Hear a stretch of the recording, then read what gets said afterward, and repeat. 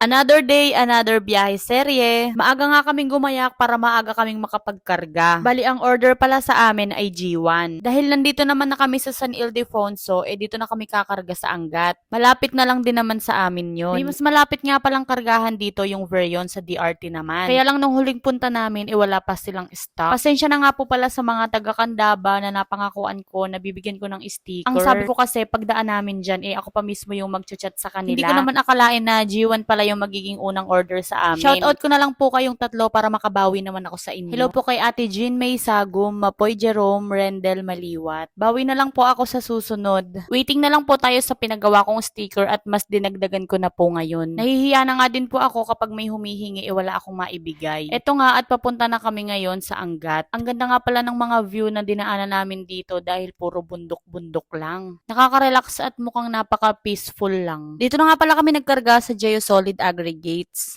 Wala nga palang pila dito at marami ding stock kaya naman nakapagkarga kami agad. Shoutout na nga din pala sa operator ng loader na si Kuya Henry. Lagi daw siyang nanonood ng aming vlog. Salamat po. Dalawa nga pala yung quarry dito na magkatabi kaya naman kayo na lang yung mamimili kung saan nyo gustong magkarga. Angat Aggregates ata pangalan ng quarry nila. Next time po sa inyo naman po kami magkakarga. Shoutout nga din po pala dito kala ma'am at sir na staff dito sa Geosolid at syempre kay engineer. Pagkatapos nga namin magkarga, kumain na din kami ng tanghalian. Dito na nga din pala kami kumain sa bandang Angat pa rin. Masasarap at marami ding ulam na pagpipilian dito. May mga gulay at may mga karne din. At syempre, hindi mawawala yung free na soup. Only soup na nga din pala yan, kaya hingi lang kayo ng hingi kay ate. Ito na nga pala ang ating first bite.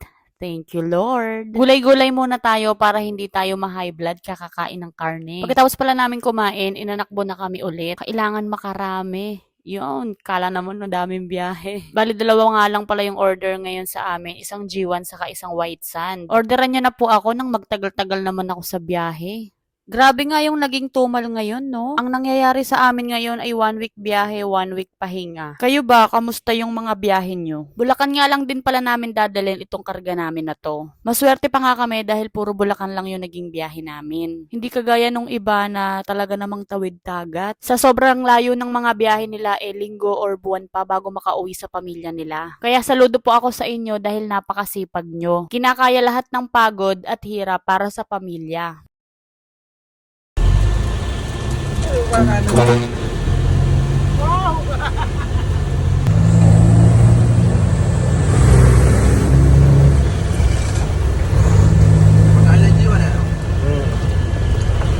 Nakasalubong pala namin itong Ranan Tracking Services. Nakahingi nga pala sa amin sila ng sticker at may pa-video pa nga. Thank you po. Ingat po kayo sa inyong biyahe. Pasensya na daw sa kuko ni kuya at madumi. Tama naman, dirty hands, clean money. Huwag tayo dun sa malinis ang kamay natin, pero easy money naman, di ba? Nagpalit pala kasi sila ng brake lining, kaya ganun. Ang hirap din, no? Pag uwi mo, magme-maintenance ka pa ng truck. Yung 1 week kang bibiyahe, tapos pag uwi mo, magme-maintenance ka pa ng truck. Ganun talaga. Pero pag sahuran naman, bawing-bawi na. Sa totoo lang, mas malaki pa yung sahod ng mga driver kesa sa mga nag-o-office. Lalo na kung tatanggap ka lang din naman ng minimum. Yung mga driver nga namin, nakikita ko naman talagang nakakaipon at nakakapagpundar.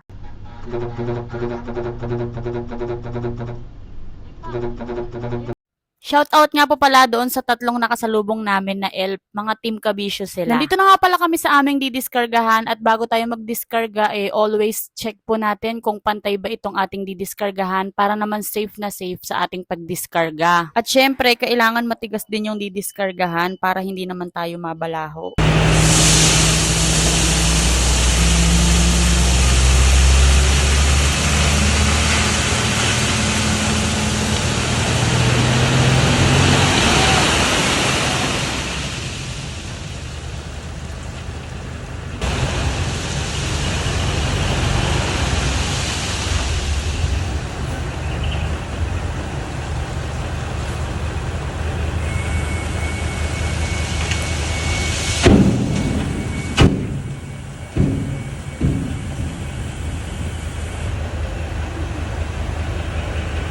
Pagka-diskarga nga namin, dumiretso na kami ng Pampanga at dito nga kami sa Sindalan kakarga. Shoutout nga po pala kila kuya dun sa may-ari ng Innova na to dahil sinundan niya pa kami para lang makakuha ng sticker. Napaka-solid nyo po, ingat po kayo sa biyahe.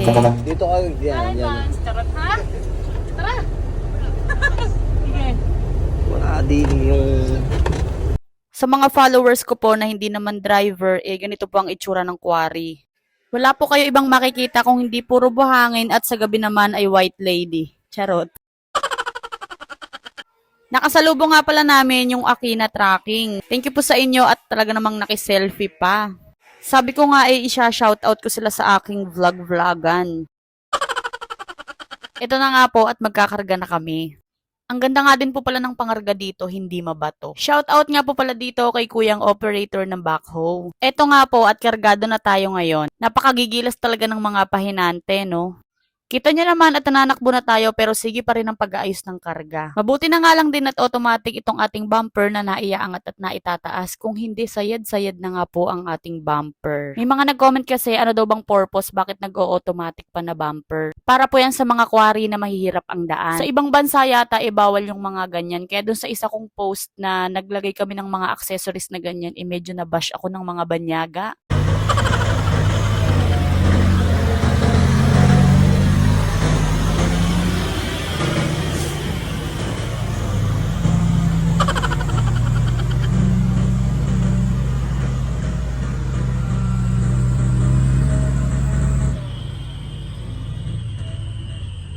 Ganito lang naman yung senaryo namin, magkakarga, tapos magdidiskarga ulit. At kapag kagabi na, maghahanap na ng maganda at sexy na pwedeng pagkapihan. Charot. Baka mag-overthink ang mga misis ng driver. Nakakatuwa nga dito sa Sindalan dahil napaka-solid ng suporta nila sa akin. Napakainit ng pagtanggap nila sa akin dito, nakakataba ng puso. Hindi ko naman din in-expect na ganito nila ako i-welcome dahil lahat sila halos dito nagpa-picture sa akin. Hello! Marami nag-abang. Marami. Thank you po. Hanggang makalabas nga po kami ng quarry, may nagpapapicture pa din. Maraming salamat po sa inyong suporta. Mag-iingat po kayo sa inyong araw-araw na biyahe at more biyahe para pengi ako. Ngayon nga lang ulit ako nakapagkarga dito sa Sindalan at sabi nga it's good to be back. Medyo padilim na nga dito nung nasa NLEX na kami. Ganun daw talaga kapag magpapasko na, mabilis nang dumilim. At nung nasa bandang San Simon na nga tayo, nakasabayan natin yung RLMC tracking. Shoutout nga po pala kay Madam Mary Grace Canlapan, Leonard Santiago, Jasper Payatot, at saka daw po sa anak nila na si Fiana Cali.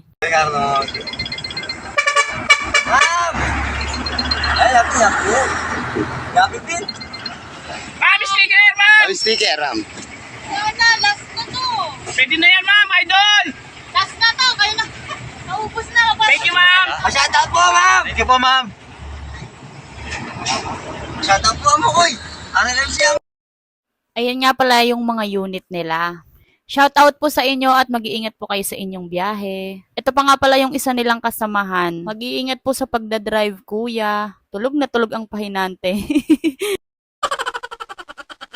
May truckban nga pala sa Marilao kaya naman magpapatrackban muna kami at tatambay muna kami dito sa Shell Balagtas. Dito na nga rin pala kami nag-dinner at hindi na nga ako nakapag-video nung kumain kami. Sila nga pala yung mga nakasama namin dito sa Shell Balagtas. Minsan nga dito na din kami natutulog kapag kadiskargang umaga. At syempre dito na rin tayo nakiki-CR.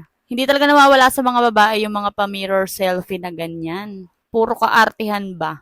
Pagkakain nga namin, bumalik na din kami dito sa truck. At nakita nga din namin dito si Kuya Philip, kaya naman sabi ko ay isa-shoutout ko siya sa aking vlog. At dito po kay Boss Marion ng RBC Tracking. Pasensya na po at naubusan tayo ng sticker. Nung bandang mga 8:30 nga nanakbo na kami ulit. Nandito na nga kami sa Marilao at magdidiskarga na nga. Maghapon din ako nag-antay ng order pero wala po talagang umorder. Kaya naman it's time to go home now. Pang 1 week pa naman yung dinala kong damit. Di bale, babawi na lang ako next week. Kaya naman orderan nyo na ako. Ayun lamang po muna for today's vlog. Bukas ulit. Thank you for watching. Bye-bye.